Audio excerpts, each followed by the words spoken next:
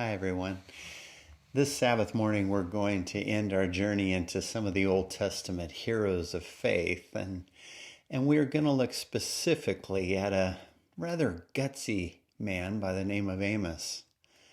I was thinking this week as I've been preparing for this message, what if all of us, what if every one of us who calls Woodside Church home decided to do what Amos calls us to do? Have you ever encountered the words, the rather in-your-face message of this man named Amos? If not, I encourage you to read through the 9 chapters before we gather this weekend.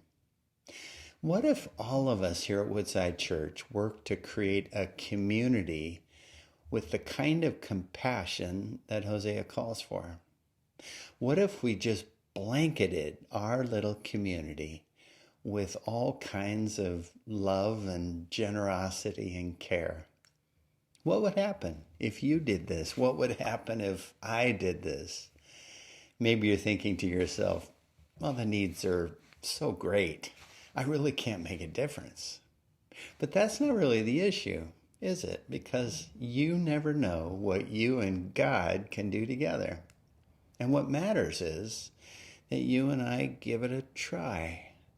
Hosea makes that crystal clear. You've just got to try. You never know the difference of what one human being can make. You never know. One man, a shepherd named Amos, a fig collector. Really, he was just a migrant worker. God says go, and Amos goes. Almost 3,000 years later, the world is still shaped and awed by his courageous, gutsy words. You never know the difference that one person can make, but God does. How can each one of us do the kinds of things that Amos talks about? So I want to encourage you, before we meet this Sabbath, would you just take a moment this week to talk to God?